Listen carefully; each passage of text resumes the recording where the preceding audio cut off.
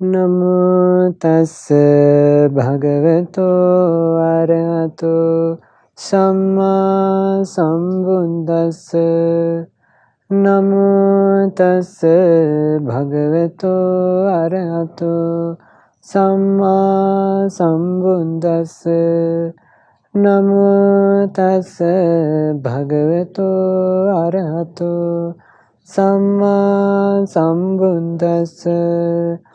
බුද්ධං සරණං ගච්ඡාමි ධම්මං සරණං ගච්ඡාමි සංඝං සරණං ගච්ඡාමි ဒုတိယံ පි බුද්ධං සරණං ගච්ඡාමි ဒုတိယံ පි ධම්මං සරණං ගච්ඡාමි ဒုတိယံ පි සංඝං සරණං ගච්ඡාමි တတိယံ පි බුද්ධං සරණං ගච්ඡාමි တတိယံ පි ධම්මං සරණං ගච්ඡාමි တတိယံ පි සංඝං සරණං ගච්ඡාමි. සාදු සාදු සාදු. මේ පින්වත් පිරිස පංචශීලයේ සමාදන් වෙන්න මේ විදිහට කියන්න. මම සතුන් මෙරීමෙන් වැළකීම නම් වූ සිල්පදය සමාදන් වෙමි. සොරකම් කිරීමෙන් වැළකීම නම් වූ සිල්පදය සමාදන් වෙමි. වැරදි කාම සේවනයෙන් වැළකීම නම් වූ සිල්පදය සමාදන් වෙමි. බොරු කීමෙන් වැළකීම නම් වූ සිල්පදය සමාදන් වෙමි. මත්පැන් හා මද්‍රව්‍ය භාවිතයෙන් වැළකීම නම් වූ සිල්පදය සමාදන් වෙමි. උතුම් තිසරණ සහිත වූ මා සමාදන් වූ මේ සීලය මේ ජීවිතයේ ආපත පිණිසද පරලොව සුගතිය පිණිසද සංසාර දුකින් නිදහස් වීම පිණිසද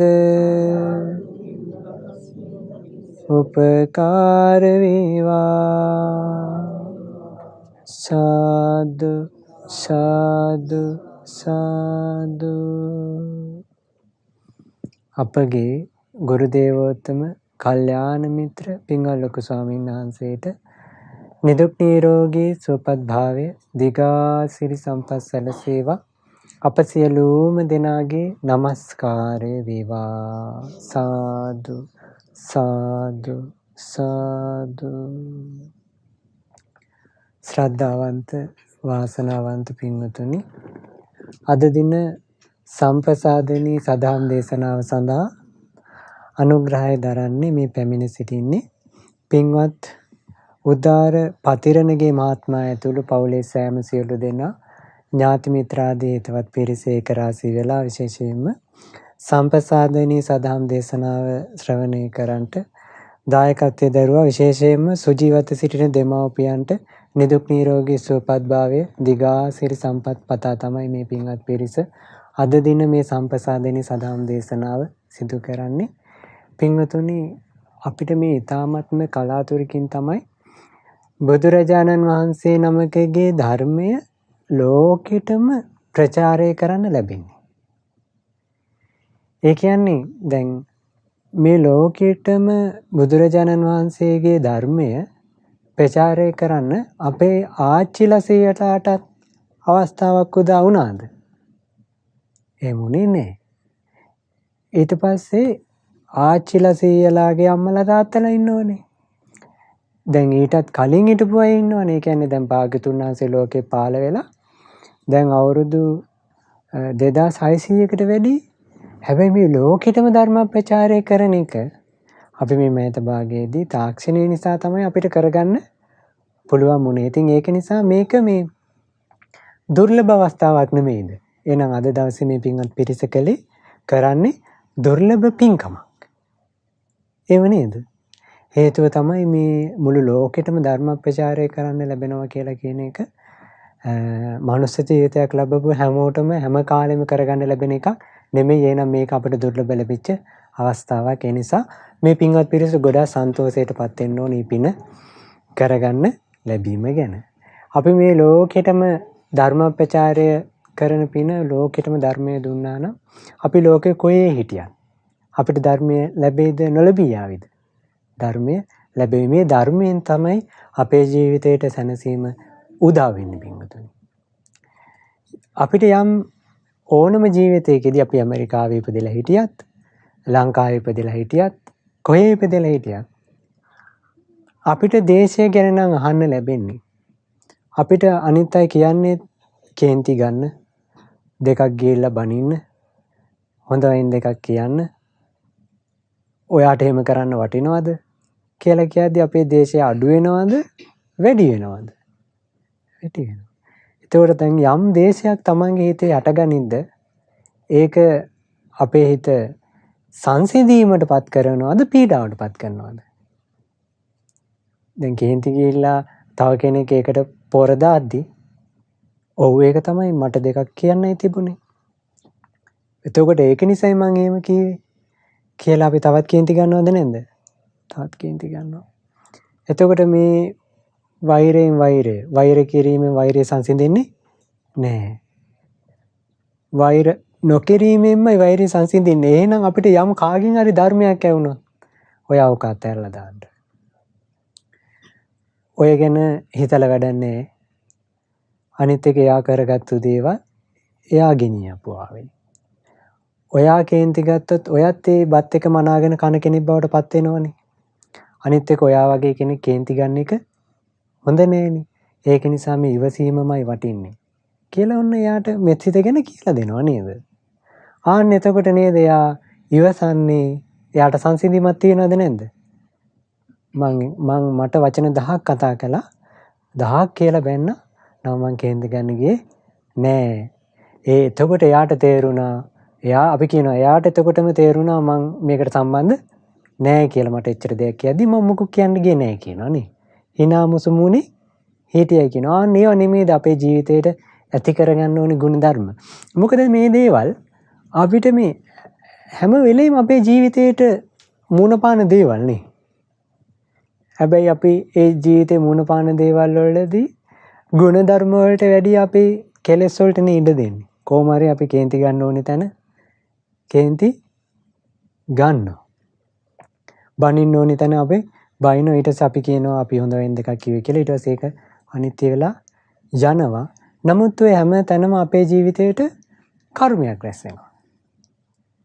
එතකොට අපි කේන්ති ගන්න ඕනි තැන කේන්ති ගියපු තැනකදී අපි බනින්න නැත්තම් කාටවත් ආන්න එයා තමයි බුදුරජාණන් වහන්සේ වදාළේ දෙපැත්තටම යහපත කරන කෙනා. ඇයි තමන් බැන්නොත් පෙරලා එයත් බයිනවනේ. තමන් සංසිඳුණොත් දෙපැත්තටම යහපත වෙනවද නැද්ද? ඉතින් බුදුරජාණන් වහන්සේ වදාළේ අන්‍යයන්ට කේන්ති ගියපු බව දැනගෙන තමන් සංසිඳෙනවා නම් ආන්න එයා තමයි දෙපැත්තටම යහපත කරන කෙනා. තේරෙනවනේ? ආන්න ඒක නිසා දැන් අපි ඔය කරුණු අපිට සංසිඳීම ඇති කරන දේවල් අපිට ධර්මයෙන් නෙමෙයි දාන්න ලැබෙන්නේ. ධර්මයෙන් අහන්න ලැබෙන්නේ. ආන්නේ අපිට මේ ධර්මයේ ලැබෙන්නේ අපි මේ ධර්මයේ දීලා තිබුණොත්. ඉතින් ඒක නිසා පින්වතුනි ඊ타මාත්ම කලාතුරකින් මේ ලෝකෙට ධර්මයෙන් නිර්මිත වූ අපේ භාග්‍යතුන් වහන්සේ ලෝකේ පහළ වුණා. අපි බුදුරජාණන් වහන්සේව සරණ යන්න ගියේ නැත්තම් අපිට බුදුරජාණන් වහන්සේ නම සරණ යන්න ලැබුණ නැත්තම් අපිට මේ දේවල් කුසල්ය මේ දේවල් අකුසල්ය කියලා අපි තොර බේර ගන්න දන්නවද? දන්නේ නැහැ. එතකොට අපි කටට එන ඕන වචනයක් කියනවා. හිතට එන ඕන දෙයක් හිතනවා. අපිට කයෙන් අපි ඕන දෙයක් කරනවා. ඊට පස්සේ අපි කල්පනා කරන්නේ නැහැ ඊළඟ ජීවිතේ අපි මේ කර්මයේ දායාද කරගෙන යන්නේ කියලානේ. ඉතින් ඒක නිසා පින්වතුනි අපිට බුදුරජාණන් වහන්සේ ලෝකේ පහළ වෙච්ච නිසා අපිට දැනගන්න ලැබුණා මේ සත්‍යය මේ කර්මයේ දායාද කරගෙන යන ගමන තමයි මේ යන්නේ. ආන්නයාට තමන්ගේ ජීවිතේ යහපත් කරගත්තොත් අන්න අවස්ථාව උදා වෙනවා ඊළඟ ජීවිතේ යහපත් ජීවිතයක් ලබන්න. ඉතින් ඒ නිසා පින්වතුනි ඇත්තටම මේ වෙලාවේ තමන්ගේ ජීවිතේමයි රැක ගන්න ඕනේ. තමන්ගේ ජීවිතේ රැකගත්තොත් ආන්න තමන්ට යහපත උදා වෙනවා. දැන් භාග්‍යතුන් වහන්සේ ඔන්න ලස්සන සූත්‍ර දේශනාවක් මේ තියෙනවා. අංගුත්තර නිකායේ 4 වෙනි පොත් වහන්සේගේ චූටි දේශනාවක්. මේකේ තියෙනවා මේ උග්ගාමාත්‍ය තුමා ගැන වදාළ දෙසුම. උග්ගාමාත්‍ය තුමාට භාග්‍යතුන් වහන්සේ දේශනා කරපු දේශනාවක් හරි චූටි. හැබැයි මේ අපේ ජීවිතේ යහපත ඇති කරගන්න මේ කරුණ වගේක් ගැන තියෙන්නේ. භාග්‍යතුන් වහන්සේ ඉන්දියාවේ වැඩ ඉන්නකොට ඒ කාලේ භාග්‍යතුන් වහන්සේ ඒ කාලේ ඉඳලා තියෙන්නේ සවැත් නුවර ජේතවනාරාමේ. හරි. ඉතින් භාග්‍යතුන් වහන්සේ දේශනාවේ සඳහන් වෙනවා පින්වත් මහණෙනි දැන් සඳහන් වෙනවා එකල්ලි උග්ග නම් අමාත්‍ය තෙමේ භාග්‍යතුන් වහන්සේ යම් තැනක වැඩ සිටියාද භාග්‍යතුන් වහන්සේ සවැත් නුවර ජේතවනාරාමේ වැඩ ඉද්දි උග්ග කියන ඇමතිතුමා භාග්‍යතුන් වහන්සේ ළඟට ඇවිල්ලා එකත් පැත්ත වාඩි වෙලා සකසා වන්දනා කරලා පැත්තකින් වාඩි වුණා කියනවා වගේ පැත්තකින් වාඩි වෙලා උග්ගාමාත්‍යතුමා භාග්‍යතුන් වහන්සේට මෙන්න මේම කියලා තියෙනවා. ස්වාමීනි හරිම ආශ්චර්යයි. ස්වාමීනි හරිම අద్භූතයි. ස්වාමීනි මේ රෝහණ සිටුගේ මුණුබුරු මිගාර සිටු තෙමේ මහත් ධනය ඇත්තේ. මහත් භෝග සම්පත් ඇත්තේ ආඩ්‍ය ධනය තියෙන කෙනෙක්. ඒ කාලේ මිනිස්සු කතා වෙලා තියෙන මොනවාද? මේ සල්ලි තියෙන අය ගැනනේ. බුදුරජාණන් වහන්සේ ළඟට ඇවිල්ලා මේ උග්ග කියන ඇමතිතුමා කියන්නේ භාග්‍යතුන් වහන්සේ මේ රෝහණ සිටුගේ මුණුබුරු මිගාර සිටුතුමාට ගොඩාක් ධනය තියෙනවා. ඒ කියන්නේ ගොඩාක් සල්ලි තියෙන කෙනෙක්. කෝටිපතියෙක් කියලානේ කියන්නේ නේද? එතකොට කියනවා මේ භාග්‍යතුන් වහන්සේ වදානවා උග්ගේනි රෝහණ සිටුගේ මුණුබුරු මිගාර සිටුට කොපමණ ආඩ්‍ය ධනයක් තියෙනවද? කොච්චර සල්ලි තියෙනවද කියලා ඇහුවා. කොපමණ මහා ධනයක් ඇද්දේද? කොපමණ භෝග සම්පත් තියෙනවද කියලා ඇහුවා. එතකොට කියනවා ස්වාමීනි රණින් රත්තරන් විතරක් ලක්ෂයක් රිදී ගැන කවර කතාවද කියනවා. දැන් රිදී ගැන කතා කරන්නේ නැතු රණින්ම ලක්ෂයක් තියෙනවා කියන ඒ කාලේ ඒක මහත් ධනයක්. ඒ කියන්නේ කෝටිපතියෙක් කියන එකයි කියන්නේ. අපි කියමු දැන් කෝටි 100ක් තියෙන කෙනෙක්. ඒ වගේ මහා ධනයක් තියෙන කෙනෙක් ගැන තමයි මේ කියන්නේ. දැන් මේ විශේෂත්වය තමයි මේ සූත්‍ර දේශනාවේ මේ ඔයාලා අහලා තියෙනවනේ විශාකා සිටු දියණිය ගැන අහලා තියෙනවද? විශාකා සිටු දියණිය කියලා කියන්නේ පූර්ව ආරාමේ භාග්‍යතුන් වහන්සේට හදලා පූජා කළේ විශාකා මහා සිටු දියණිය. එතකොට භාග්‍යතුන් වහන්සේ පූර්ව ආරාමේ වැඩ ඉද්දි එතකොට පූර්ව ආරාමය කියලා කියන්නේ මිගාර මාතු ප්‍රාසාදය කියලා කියන්නේ. එතකොට මේ මිගාර සිටුතුමා මේ විශාකාට ගොඩාක් සල්ලි තියෙන වෙලාව ඊට පස්සේ විශාකා භාග්‍යතුන් වහන්සේට පූර්ව ආරාමය හදලා පූජා කරන්නේ මේ මිගාර සිටුතුමාගේ දියණියක් තමයි විශාකා උපාසිකාව කියලා කියන්නේ. ඉතින් යාළුවට ගොඩාක් සල්ලි තිබුණා. ඒක නිසා පූර්ව ආරාමය හදලා පූජා කළා. ඉතින් ඒ පූර්ව ආරාමය ගැන විස්තරෙත් හරිම ලස්සන සිද්ධියක් සඳහන් වෙනවා. මුගලන් මහරහතන් වහන්සේ ඉස්සර දෙවිලෝ චාරිකාවේ වඩිනවා. එතකොට ඒ කියන්නේ දෙවිලෝකේ විස්තර ඇවිල්ලා 이르දියෙන් වැඩම කරලා ඇවිල්ලා කියනවා. කියද්දි තවතිසා දෙවිය ලෝකයට වැඩියට පස්සේ 1000ක් විතර කුළු ගෙවල් තියෙන. ඒ කියන්නේ කුළු ගෙවල් තියෙනවා කියලා කියන්නේ 1000ක් විතර ප්‍රාසාද තියෙන රත්තරන් මාලිගාවක් දැකලා ওই මාලිගාව ළඟට මුගලන් මහරහතන් වහන්සේ වඩිනවා. වැඩියට පස්සේ මේ මාලිගාවෙන් දෙව්දුවක් එළියට එනවා. ආවට පස්සේ අහනවා පින්වත් දෙව්දුව ඔබ හරීම මහේශාක්‍ය කෙනෙක්. ඔබගේ මේ දිව්‍ය ආනුභාවය හැමතැනම පැතිරලා යනවා. ඔබට මේ වගේ පින මේ ඔබට මොන වගේ පිනක්ද කළේ මේ වගේ සැපයක් ලබන්න? කියනවා මේ ස්වාමීනි මම මනුස්ස ලෝකෙ ඉන්න කාලේ දීපු දානයක් නෑ.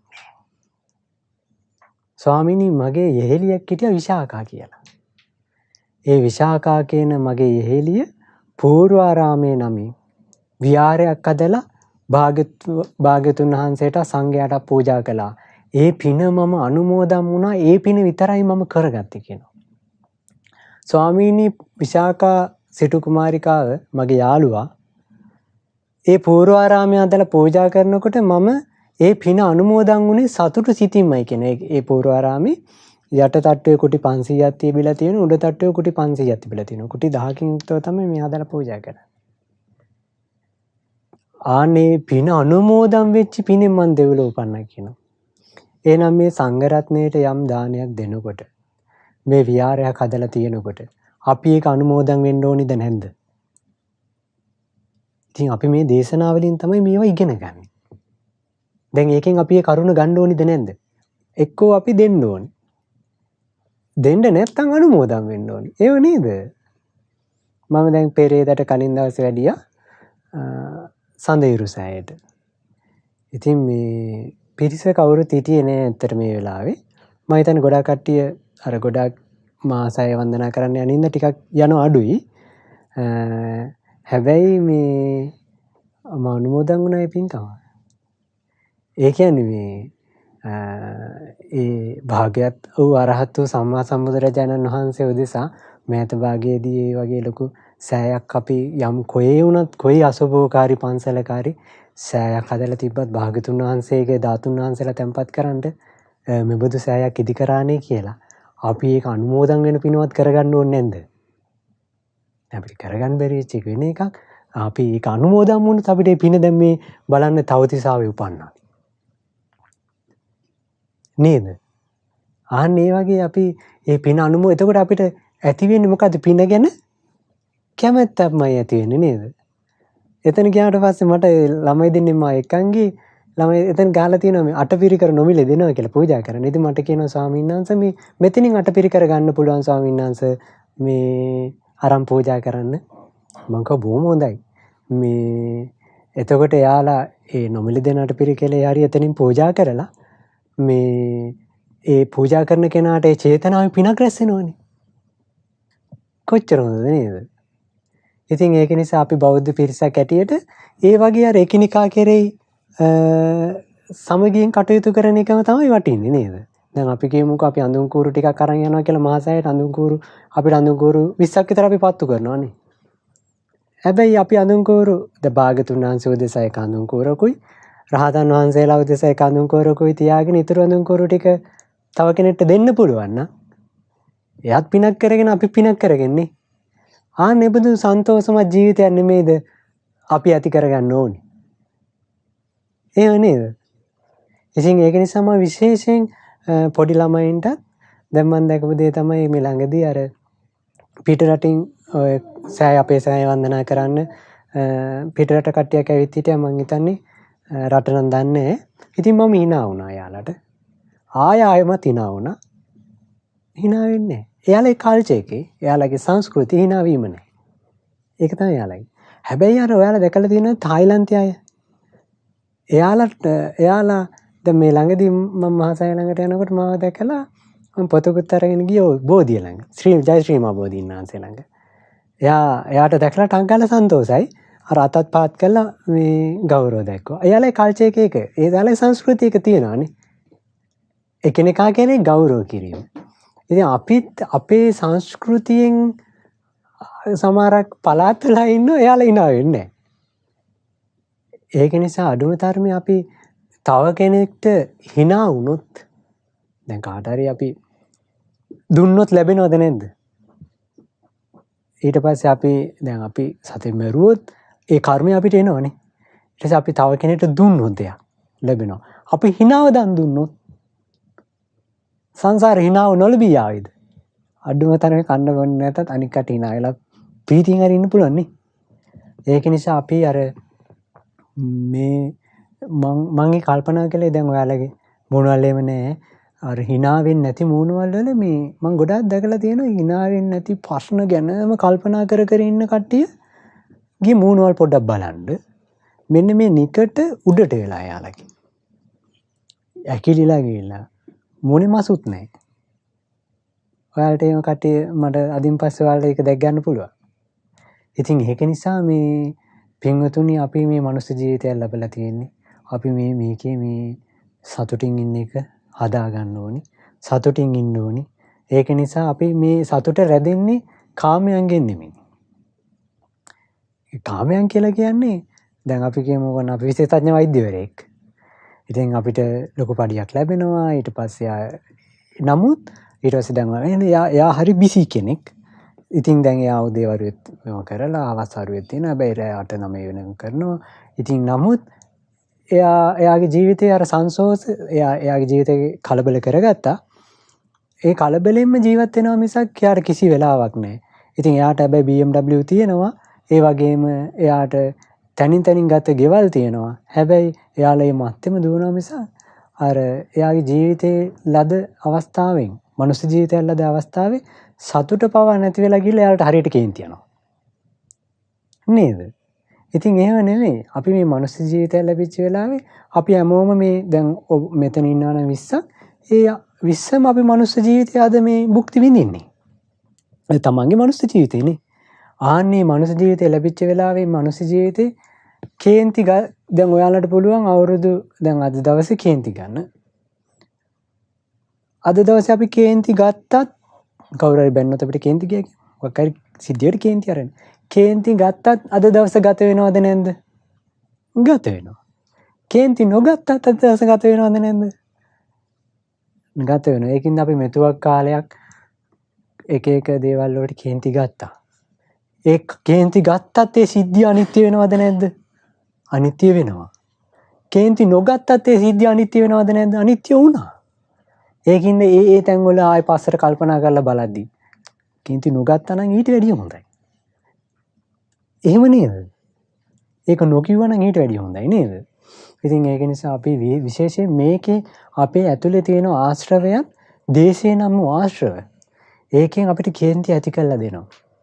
අනිත් එක තමයි අපි මේ කේන්ති යන එක තරහ යන එක මේ මට කේන්ති යනවා කියලා නේ අපි හිතන්නේ.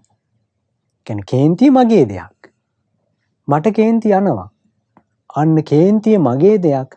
මට කේන්ති යනවා කියලා හිතුවොත් කවදාවත් එයාගේ කේන්ති අඩු කරගන්නේ එයා. නෑ මේ මට කේන්ති යන බව ඇත්ත. මට දේශේ මගේ දේශේ බහුලයි. නමුත් මං කේන්ති ගන්න හොඳ නෑ. ආන්න එතකොට නේද එයා කේන්තියෙන් ආත්මිතින්නේ. කේන්ති නොගෙන ඉන්න උත්සාහ කරන්නේ. තරහ නොගෙන ඉන්න උත්සාහ කරන්නේ.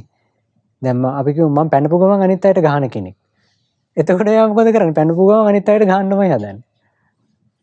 ඒ වගේ මේ එතකොට එයාගේ ස්වභාවය එයා එහෙමනේ කියන්නේ. එතකොට මට කේන්ති යනවා කියලා හිතපු ගමන් එයා නිතරම කේන්ති ගන්නවා. එහෙම නෙමෙයි. මම පැනපු ගමන් අන්න අයට ගහන කෙනෙක් වෙන්නේ නෑ කියලා ඉන්නකොට මොකද වෙන්නේ? එයා පැනපු ගමන් ගහන්න යන්නේ නෑ. අතහරිනවා ඒක. ඒ වගේ කේන්ති නොගෙන ඉන්න ඕනේ. අනිත් එක ගෙවල් වල සද්ද ඇති කරගන්න එපා. පුළුවන් තරම් සද්ද අඩු කරගන්න. දැන් පෙරේදා පොඩි ළමයෙක් ඇවිල්ලා මේ ඊයේ දාන බෙදනවා මේ දානශාලාවේ. ඉතින් එයා අර වාදනේ ඉල්ලලා කෑ ගහනවා. මං අල්ලංග ඉන්න සාන්දර කතා කරලා ගියා සයින්නාද මම නම් බඳින්නේ නැහැ. හේතුව තමයි මට නම් මේ ළමයි කෑ ගන්න එච්චරකට පීඩයි. මොකද අපි මේ සද්ද අහන්නේ නැහනේ. ඒ කියන්නේ දැන් අපි ඇත්තටම අසපු වල හරි නිදහසේ අපි අසපු තියෙනවා. කැලවල වල තියෙන අසපු තියෙනවා. ආරණ්‍ය වල අසපු තියෙනවා. අපි අර සමහරක් පිරිසට වන්දනා කරගන්න ඒ වගේ අසපු තියෙනවා. ඒ වගේ ගොඩාක් විවේකයෙන් බණ භාවනා කරගන්න තැන් අපිට තියෙනවා. ඉතින් අර සද්ද ඇහෙන්නේ නැහැ නේ. සද්ද ඇහෙන්නේ නැති නිසා මේ සද්ද ඇහෙන්නේ නැති නිසා අර එකපාරේ සද්දයක් එනකොට මේ අපේ මේ ගිහි ගෙදර මොනතරම් පීඩා සහිත තැනක්ද කියලා. ඊට පස්සේ මහසය වන්දනා කරන්න යනකොට මම ළමයට කිව්වේ පිරිසක් ඇවිල්ලා බස් එක්ක එතකොට මේ අප්පා මං කිව්වා පුතේ මේ පිරිසක් එක්ක නම් යන්න හොඳ නෑ ගමනක් අපේ බස් වල තියෙන සද්දේ මොන පීඩාවක්ද ඒක. ඊට වඩා හොඳයි නොයා ඉන්නවා. එහෙම නේද? ඉතින් ඒක නිසා මං කියන්නේ විශේෂයෙන් අර අපි ඒ යාල කෑ ගන්නවා දේශය ඇති කරගන්නවා. එහෙම නැතුම් ගොඩාක් සංසිඳුණු හිතක් ඇති කරගන්න අපි නිතර මේ සංවර වෙන්න මහන්සි ගන්න ඕනේ. එතකොට තමයි මේ හිතේ සංසිඳීම ඇති වෙන්නේ. තේරෙනව නේද? ඉතින් ඒක නිසා දැන් කොහොම හරි විශාකා සිටු දියණියගේ පින අනුමෝදන් වුණා යාළුවා. එයා කොයිද උපන්නේ? තවතිසා කියන දිව්‍ය ලෝකේ. එහෙනම් අපි දැන් මේ බුදුබණ පද අහලා අඩුම තරමේ මේ අනුමෝදන් වෙන එකවත් කළ යුතු නැද්ද? කරගත යුතුයි. ඒකේ පිනෙන් එයා සුගතියට ගත්තනේ. එහෙම නේද? ඒක නිසා අපි මොකද කරන්න ඕනේ? මේ පින අනුමෝදන් වෙන්න ඕනේ. ඊට පස්සේ ඒක නිසා ඔයාලා රුවන්වැලි මහා සෑයට ගියත් මම නම් එහෙමයි ඒ පින්කම අනුමෝදන් වෙනවා. ආයෙ ගියාම ආයෙත් අනුමෝදන් වෙනවා. ආයෙ ගියාම ආයෙත් අනුමෝදන් වෙන ඒ කවුරු හරි මල් පූජාවක් කරලා තිබ්බත් ඒක අනුමෝදන් වෙන්න. අර බලන්න අර ලස්සන රන් වැටවල් පූජා කරලා තියෙනවනේ. ඒක අපි අනුමෝදන් වෙන්න වටිනවද නැද්ද? අපිට කරගන්න බැරි වුණා. නේද? භාග්‍යතුන් වහන්සේ වදාලා මේ අනුමෝදන් වෙන්නේ පවා නුවණැති කෙනෙක් කියනවා. තව අනුන් කරන පිනක් දැකලා අනුමෝදන් වෙන්න පුළුවන් නුවණැති කෙනෙක් කියලා. ඊට පස්සේ මුගලන් මහරහතන් වහන්සේ මේ දෙව්දුවගෙන් අහනවා එතකොට මේ පින කරගත්ත කෙනා කොයිද උපන්නේ? දැන් ඔයා පින අනුමෝදන් වෙලා තවතිසාවේ උපන්නේ. එතකොට මේ මේඝාරමාතු ඒ කියන්නේ සිටු කුමාරිකාව උපන්නේ කොයිද කියලා අහනවා. කියනවා එයා මහා පිනක් තිබ්බ කෙනෙක්. එයා ගොඩාක් පින් කරගත්තා. එයා උපන්නේ නිම්මාන රති දිව්‍ය ලෝකේ කියන. කැමති දෙයක් මවා ගන්න පුළුවන් නිම්මාන රති කියන දිව්‍ය ලෝකේ. ඉතින් ඒ වගේ මේ පින කියලා කියන්නේ මහා පුදුම එකක්. එතකොට මේ දැන් උග්ග සිටුතුමාට භාග්‍යතුන් වහන්සේ ඇහුවනේ උග්ග සිටුතුමාගෙන් ඒ රෝවණ සිටුගේ මුණුබුරු මිගාර සිටුතුමාට කොච්චර ආඩ්‍ය ධනෙ තියෙනවද කියලා. එතකොට කිව්වා ස්වාමීනි රණින් විතරක් ලක්ෂයක් තියෙනවා කිව්වා.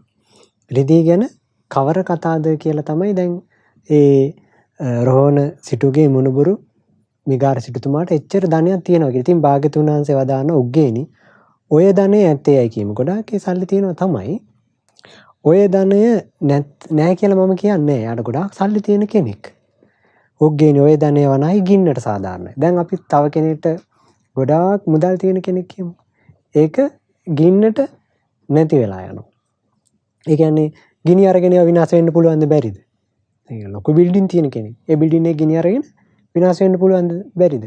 පුළුවන්. ජලයට සාධාරණයි. දැන් බලන්න අර සුනාමිය ඇවිල්ලා ඒ ඔක්කොම ජලයට සාධාරණ වුණානේ. ජලයට ඒක සාධාරණයිනේ. ඊළඟට සොර සතුරන්ට සාධාරණයි. ඒ කියන්නේ සොර සතුරු වුණත් ඒක ගන්න පුළුවන්. අප්‍රිය කෙනෙක් වුණත් ඒක ගන්න පුළුවන්. ඉතින් භාග්‍යතුන් වහන්සේ වදාන උග්ගේනි මේ සත්‍ය ධර්මයන් තියෙනවා. මේ කරුණු හතක් තියෙනවා. මේවා ගින්නට විනාශ වෙන්නේ නැහැ. ඊළඟට ජලයට විනාශ වෙන්නේ, සොර සතුරන්ට විනාශ වෙන්නේ. අන්න ඒවා තියෙන කියන බෑම ධනය. ඒ කියන්නේ දැන් මේ ලෝකේ අපි එකතු කරන මේ ධනය අපිට අරගෙන යන්න පුළුවන් ධනය නෙමෙයි. හැබැයි මෙන්න මේ ධන හතක් අපි කියලා දෙනවා. එතකොට මේ ධන හත අරගෙන යන්න පුළුවන්. ඔන්න භාග්‍යතුන් වහන්සේ වදාරනවා මොනවාද සද්දා ධනය.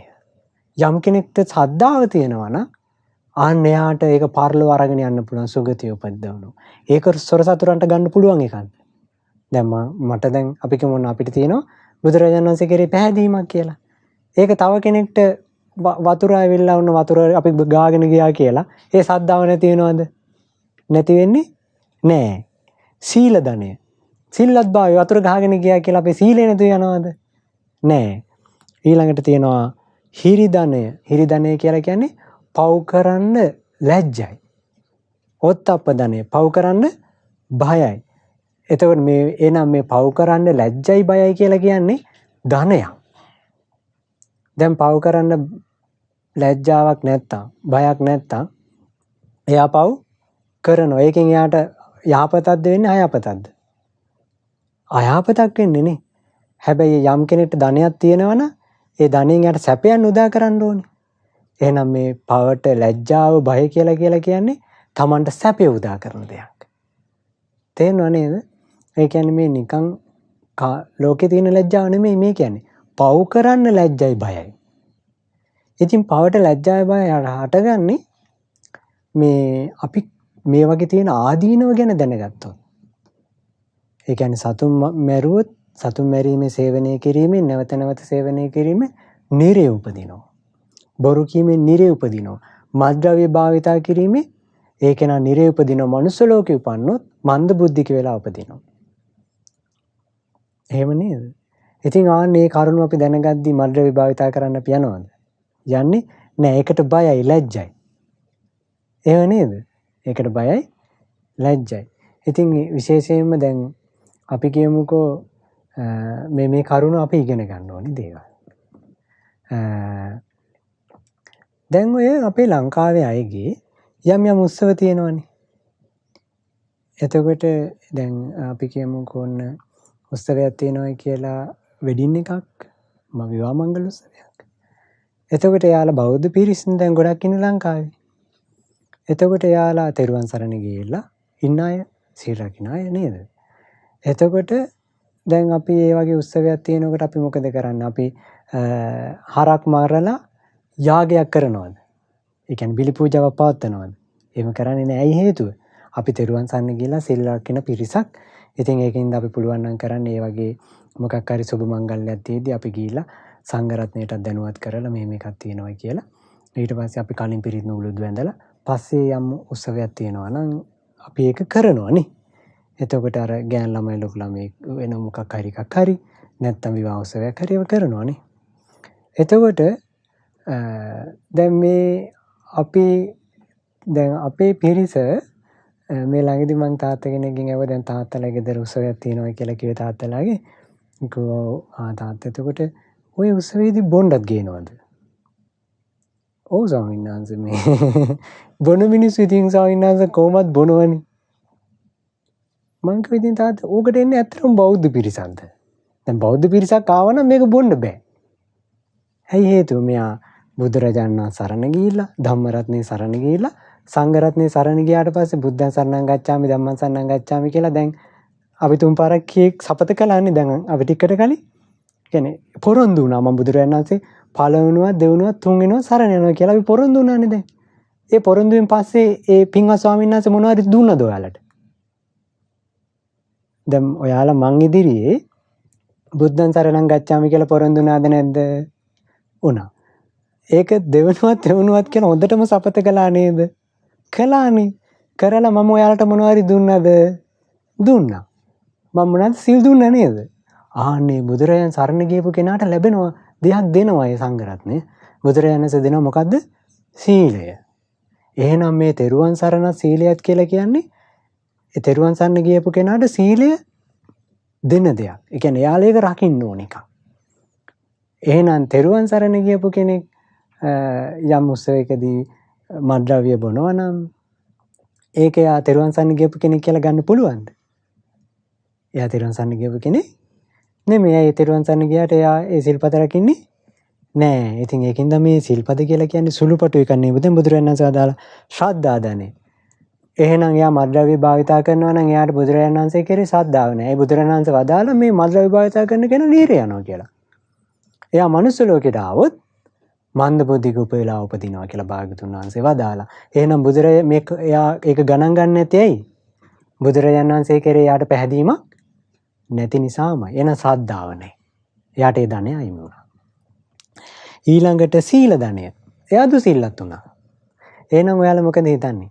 ඉතින් මං කිව්වා දැන් තාත්තේ මේ පිරිස එතකොට කිව්වා දැන් බොන කට්ටිය ස්වාමීන් වහන්සේ කොහොමද බොනවනේ. එතකොට දැන් මේ අපි යම් උත්සව කියලා අපි පව් නෙමෙයිද කරන්නේ? අපි යහපත කියලා අපේ ජීවිතේට පව් කරගන්නවද නැද්ද? දැන් ඒක අපි සමාජයෙන් ආපු දෙයක් නේද ඒක? නේද?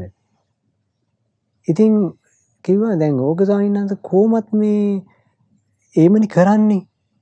මං ඇහුවා එතකොට තාත්තේ මේ සුද්ධෝදන රජතුමා එතකොට තාත්තේ මේ සුද්ධෝදන රජතුමා මේ උපතින් බෞද්ධද තාත්තේ?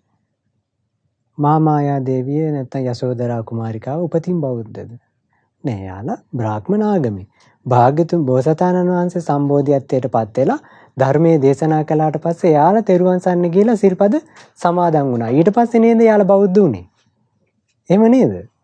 බුදුරජාණන් වහන්සේ ලෝකේ පාලුණාට පස්සේ තමයි යාලා බෞද්ධ වුනේ. එතකොට සුද්ධෝදන රජතුමා ඊට කලින් මත්ද්‍රව්‍ය ඒ කියන්නේ ඒ උත්සව වලට පාවිච්චි කරන්න ඇති. හැබැයි බුදුරජාණන් සරණ ගියාට පස්සේ එහෙම කරනවද?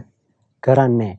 ඒක නිසා අපි බුදුරජාණන් සරණ ගියාට පස්සේ දැන් කලින් ඔයාලා කළානේ මත්ද්‍රව්‍ය පාවිච්චි කළානේ දැන් පාවිච්චි කරන්න කියලා කියන්න බෑයි. මම බුදුරජාණන් සරණ ගියා බුදුරජාණන් වහන්සේ අවබෝධ කරලා තියෙනවා. මේ මත්ද්‍රව්‍ය භාවිතා කරන කෙනා නිරේ උපදිනවා. මනුස්ස ලෝකේ ආවොත් මන්ද බුද්ධික වෙලා උපදිනවා. සතුන් මරණ කෙනා නිරේ උපදිනවා. මනුස්ස ලෝකෙට ආවොත් එයා අඩු වයසෙන් මරණයටපත් වෙනවා. දැන් ඊයේ පුණ්‍යානුමෝදනාවක් තිබ්බා. ඒ පුණ්‍යානුමෝදනාවේ කියනවා මේ එයාගේ පුතාලා 3 දෙනෙක්ද කොයිද අකල් මරණ වලටපත් වෙලා. කියනවා මෙබඳු අකල් මරණයක් කිසි භවයක නොම වේවා. මම කල්පනා කළා අකල් මරණයක් අපි කිසි භවයක මෙබඳු අකල් මරණයක් වෙන්න එපා කිව්වට බෑ.